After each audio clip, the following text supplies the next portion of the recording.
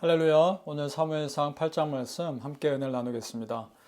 자, 이스라엘 백성들이 사무엘 선지자에게 왕을 세워달라고 요구합니다. 자, 그런데 사무엘은 이것을 좋게 보지 않았습니다. 왜냐하면 그 의도를 알고 있기 때문입니다. 사람들을 왕으로 세워달라는 것이 어떻게 보면 합리적인 것처럼 보일 수 있습니다. 일단 사무엘이 늙었고 그 사무엘의 뒤를 이어서 지도자가 되어야 할 그 아들들이 악했기 때문입니다. 자, 5절 말씀 봅니다. 그에게 이르되 보소서 당신은 늙고 당신의 아들들은 당신의 행위를 따르지 아니하니 모든 나라와 같이 우리에게 왕을 세워 우리를 다스리게 하소서 한지라. 자, 이렇게 말하고 있죠. 자, 그런데 여러분, 이들의 주장에는 몇 가지 모순이 있습니다. 첫째는 사람 왕을 세우면 그 사람 왕도 언젠가는 늙을 것 아닙니까? 그렇죠? 두 번째로 그 사람의 왕의 아들들이 또 대를 이어서 왕이 될 텐데 그 아들들이 악하지 선하리라는 보장이 또 없는 거 아닙니까? 사무엘 선지자의 아들들처럼 악할 수도 있는 것이거든요. 그 다음 이스라엘 모든 나라에서 구별해서 선택하신 하나님의 뜻과는 달리 다른 나라들처럼 똑같이 되고 싶어 한다는 겁니다. 이것이 안타까운 거죠. 자, 19절과 20절을 봅니다. 오늘 5절에서도 모든 나라와 같이라고 되어 있는데 19절, 20절도 이렇게 되어 있습니다. 백성이 사무엘의 말 듣기를 거절하여 이르되, 그러니까 사무엘이 왕 세우는 것이 좋지 않다 말했던 거죠. 근데 이렇게 말합니다. 우리도 다른 나라들 같이 되어. 자, 또 똑같은 말이 반복되고 있죠. 우리의 왕이 우리를 다스리며 우리 앞에 나가서 우리의 싸움을 싸워야 할 것이니이다 하는지라. 여러분, 이 표현 어디서 들어보지 않으셨습니까?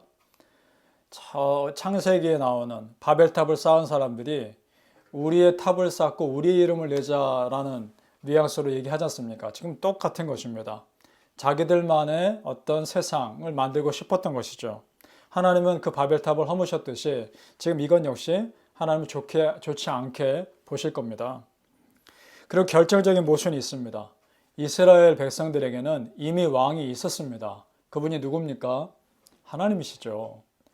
그러면 지금 하나님이 왕이심에 이미 계심에도 불구하고 사람 왕을 세워달라는 얘기는 무슨 말입니까?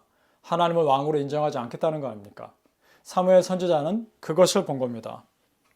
자, 그리고 전쟁에서 승리하게 하신 하나님 이미 수없이 경험했습니다. 그리고 조금 전까지 우리 지난 시간에도 보았던 미스바에서 쳐들어온 블레셋 백성들 이기게 하신 분이 누굽니까? 큰 의뢰를 발해서 이기게 하신 분도 하나님이십니다. 이미 경험했단 말입니다. 그런데도 사람 왕을 세워달라. 그들은 어떠한 명분도 없는 것이죠. 자, 따라서 사람 왕을 세워달라는 것은 더 이상 하나님을 왕으로 섬기고 싶지 않다는 것이죠. 이거야말로 하나님을 향한 배신 아닙니까?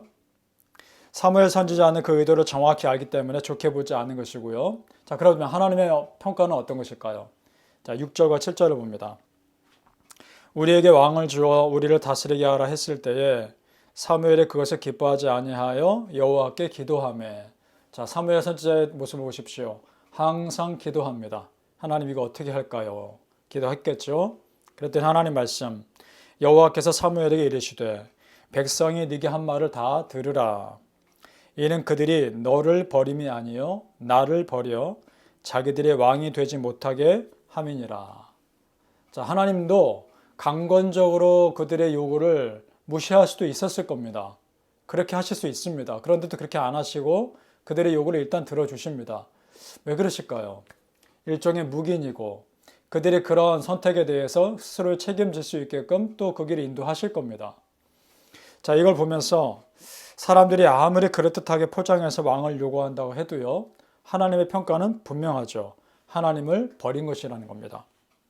이것이 정확한 평가죠. 하나님은 정말 그 사람들의 마음의 중심을 꿰뚫어 보고 계시는 분입니다. 여러분, 이스라엘 백성들이 다른 민족과 계속 비교한다는 것이 너무나 안타깝지 않습니까? 그들은 다른 민족과 비교할 수 없을 만큼의 영적인 특권을 누리고 있었던 사람들입니다. 그걸 깨닫지 못하고 있는 것이죠. 그런데 늘 세상과 비교하면서 세상 사람들이 믿는 이방의 우상 신들, 세상 사람들의 왕들 부러워하고 있는 것이죠. 늘 그 마음이 세상을 향하고 있는 것입니다. 성경에 나오는 믿음 없는 사람들의 문제가 무엇입니까?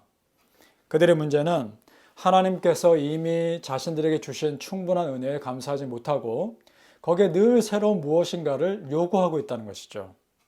하나님이 이미 말씀으로 충분히 은혜를 주셨습니다. 그런데 그 말씀으로 만족하지 못하는 겁니다. 거기에 뭔가 또 새로운 세상적인 지식을 요구하죠. 그리고 믿음으로만 구원받는다는 것도 믿지 못해서 거기에 더해서 사람의 어떤 행동, 행위를 요구합니다. 자, 그럼 여러분, 하나님의 말씀, 그리고 하나님이 주신 은혜, 믿음으로만 구원 얻는 그 은혜, 그걸 믿지 않고 거기에 더해서 새로운 지식이나 어떤 행위를 요구한다면 그것이 더 중요해지게 돼버리는 것이죠. 그렇다면 그것을 더 중요하게 여기는 내가 내 마음의 삶의 주인의 자리에 앉아버리는 것입니다. 굉장히 무서운 일이 되는 것이죠. 여러분, 그럼 반대로 하나님을 왕으로 모신 자들의 특징은 어떨까요? 하나님을 자기 삶의 주인으로 모신 자들의 특징은요, 모든 일에 하나님을 의식합니다. 그리고 기도로 하나님의 뜻을 구합니다. 오늘 사무엘 선지자도 그렇고요. 광야에서 지도했던 모세도 그렇습니다. 문제가 있을 때마다 하나님께 엎드려 기도합니다. 하나님, 어떻게 할까요? 그러면 하나님은 그렇게 하나님만을 의지하는 사람들에게 말씀해 주셨습니다. 그리고 길을 인도해 주셨죠. 여러분, 진정한 믿음의 사람들은요, 기도하지 않고는 절대 행동 먼저 하지 않습니다. 이것이 믿음의 자세인 줄 믿습니다. 여러분, 그렇게 믿으십니까? 바라기는 우리 성도님들, 우리 마음의 중심을 보고 계시는 그 하나님, 그 하나님께 내 삶의 주인의 자리를 내어드리고 늘 체크하면서 혹여나 내가 내 생각이나 어떤 내 다른 무엇이 내 삶의 주인을 차지하지 않고 있는지 체크해 보면서 우리의 왕이신, 여러분의 왕이신 여호와 하나님만을 높이시기를 예수님 이름으로 축복합니다. 기도하겠습니다. 아버지 하나님, 은혜를 감사합니다. 정말 나도 모르게 나만의 어떤 합리적인 이유로 믿음을 등한시하거나 게을리한다면 하나님 깨우쳐 주옵소서. 진정으로 제가 늘 겸손하여, 우리가 늘 겸손해서 하나님의 말씀으로 충분한 은혜를 누리게 도와주시고 오직 믿음으로 구원받는 그 진리를 끝까지 붙잡게 도와주시고 이미 나에게 주신 충분한 은혜에 감사하며 살게 하여 주옵소서.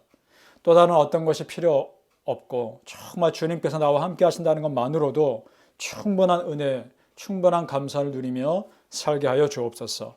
축복하며 예수님 이름으로 기도합니다. 아멘.